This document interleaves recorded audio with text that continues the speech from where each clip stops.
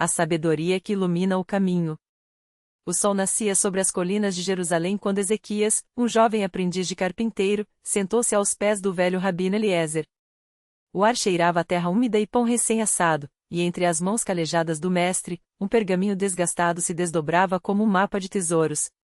Filho, a vida é como uma árvore plantada à beira de águas correntes, disse Eliezer, passando os dedos pelas letras hebraicas.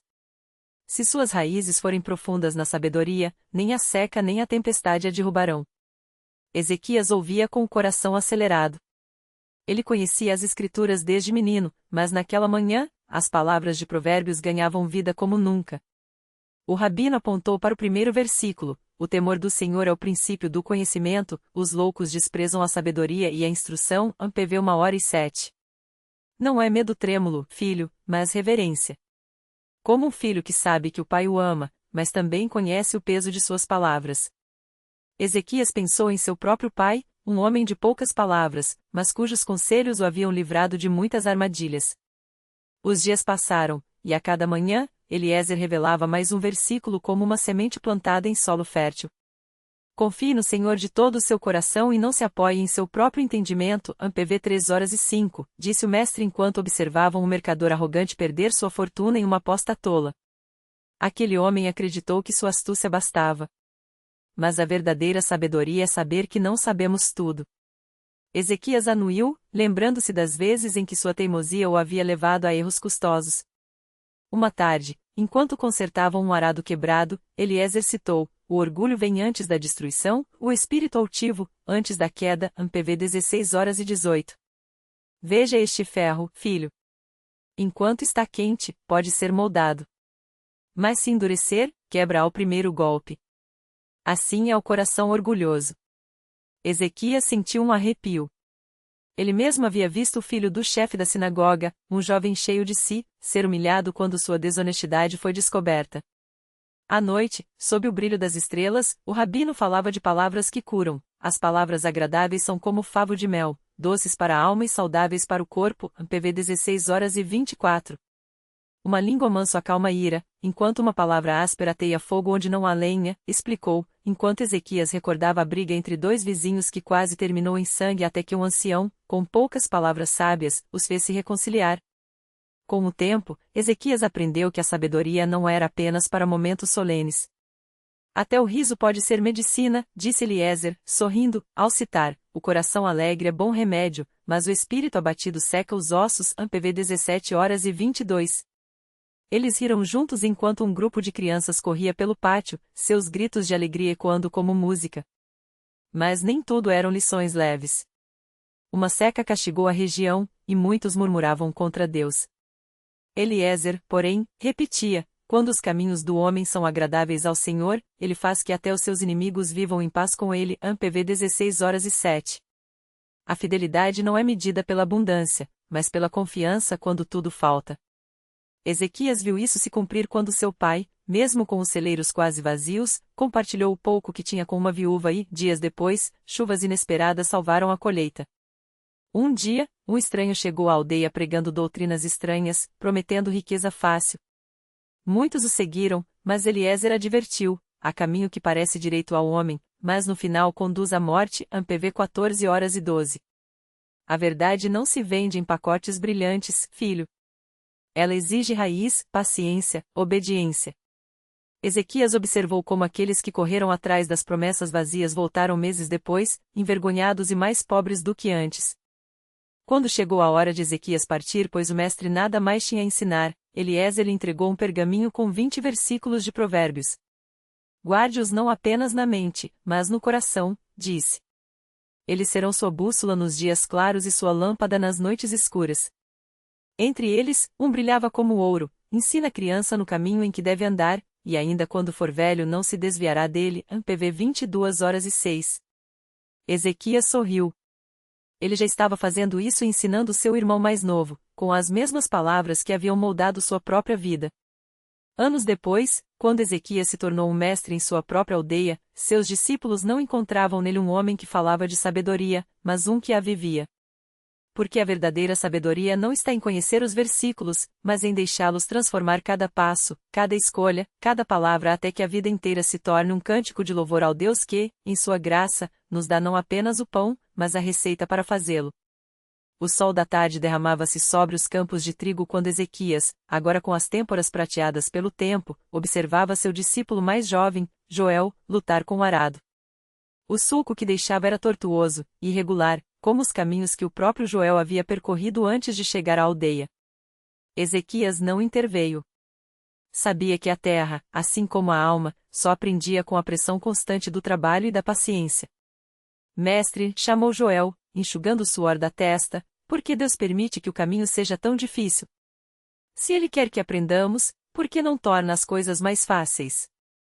Ezequias apoiou-se no cajado, um pedaço de oliveira retorcido que havia herdado de seu pai. Os nós da madeira, ásperos sob seus dedos, contavam histórias de tempestades superadas. Se a terra fosse sempre macia, respondeu, as raízes não se aprofundariam. E sem raízes, o trigo não resiste ao vento.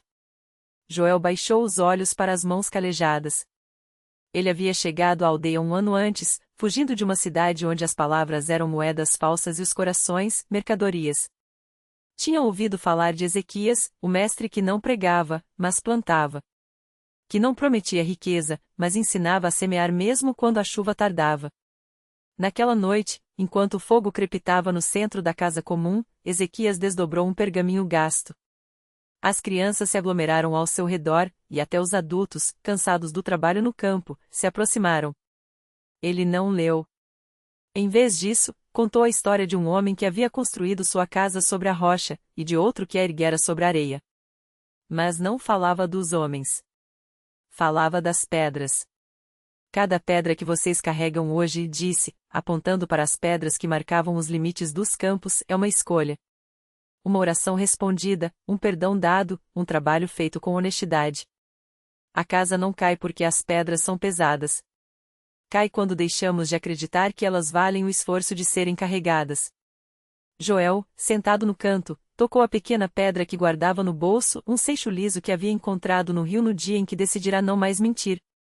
Ezequias não precisou olhá-lo para saber que a lição havia sido compreendida. Os anos passaram, e Joel tornou-se um dos guardiões dos campos. Não era o mais forte, nem o mais rápido, mas era aquele que, nas noites de luna cheia, caminhava entre os sulcos cantando salmos, como se cada planta fosse um ouvinte atento. E quando a seca veio, como sempre vinha, foi ele quem lembrou aos outros das cisternas que haviam cavado nos tempos de fartura, quando a água parecia infinita. Ezequias, agora velho, observava tudo de sua cadeira à sombra da figueira. Seu corpo já não respondia como antes, mas seus olhos brilhavam com a mesma claridade de quando era menino e ouvia as histórias de seu avô. Um dia, Joel chegou com um rolo de pergaminho novo, escrito à mão. Mestre, disse, estendendo-o com reverência, são as palavras que aprendi com você. Não são minhas, mas quero que fiquem aqui, para quando eu partir. Ezequias desdobrou o pergaminho e reconheceu, entre as linhas, os versos que havia semeado décadas antes. Mas havia algo mais, histórias de colheitas perdidas e reencontradas, de noites em que o medo foi vencido por um cântico, de crianças que haviam aprendido a partilhar o pão antes de saberem multiplicá-lo. Você entendeu? Murmurou Ezequias, passando os dedos sobre as palavras. A sabedoria não é um tesouro a ser guardado. É uma semente.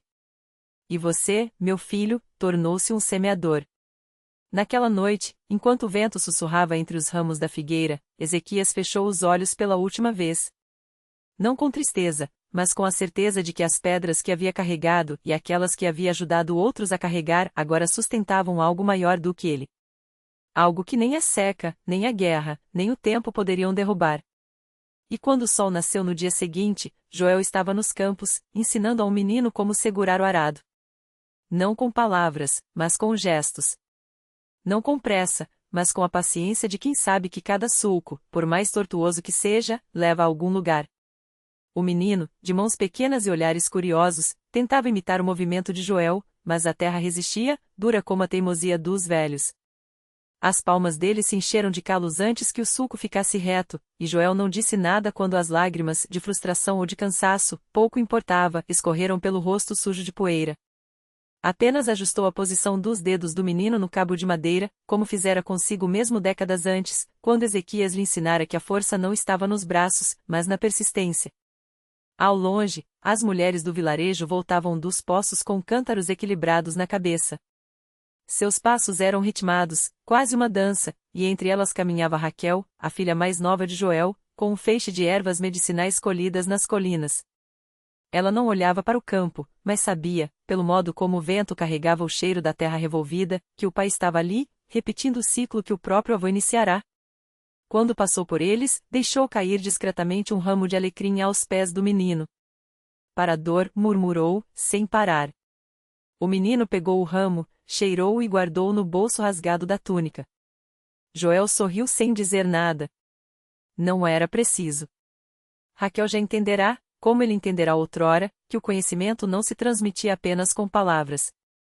Estava no cheiro das ervas, no peso do arado, nos silêncios que uniam as mãos que trabalhavam. À noite, enquanto a família se reunia em torno da mesa de madeira gasta pelo tempo, Joel quebrou o pão e o repartiu. O menino, agora com as mãos menos trêmulas, segurou seu pedaço com cuidado, como se fosse algo mais do que comida. Raquel serviu a sopa de lentilhas, espessa e perfumada com o alecrim que colhera pela manhã. Nenhum deles falou sobre o dia, mas todos sabiam, o sulco que o menino abriria amanhã seria um pouco mais longo, um pouco mais fundo. Fora da casa, o vento continuava a soprar, carregando consigo não apenas a poeira dos campos, mas também as vozes do passado, os suspiros de Ezequias, os passos firmes dos que vieram antes, os sonhos daqueles que ainda viriam.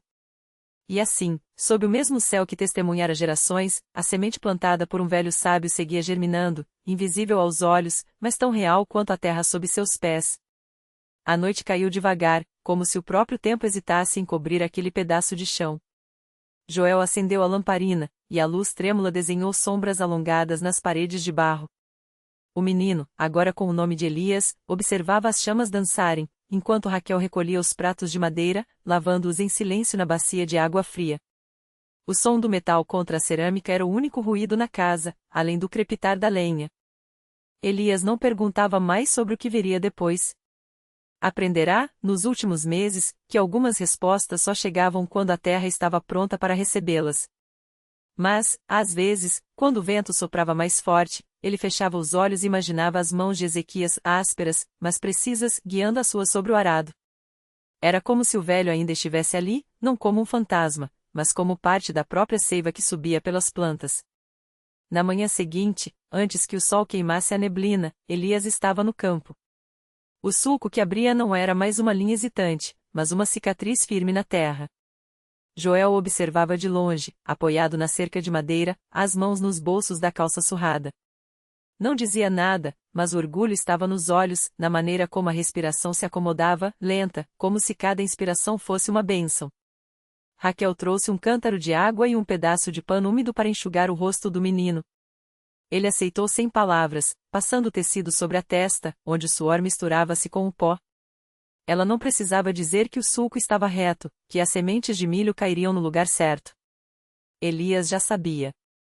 A terra lhe falava agora, não com palavras, mas com o peso do arado, com a resistência da enxada, com o cheiro úmido que subia quando a lâmina cortava a crosta seca.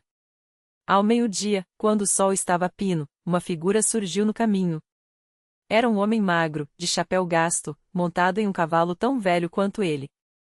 Parou à sombra de uma árvore retorcida e observou o trabalho. Elias não levantou os olhos, mas sentiu o peso do olhar estranho. Joel, porém, aproximou-se, tirando o chapéu em sinal de respeito. Boa tarde, disse o homem, com uma voz que parecia vir de muito longe. Procuro Ezequias. O silêncio que se seguiu foi como um instante antes da chuva.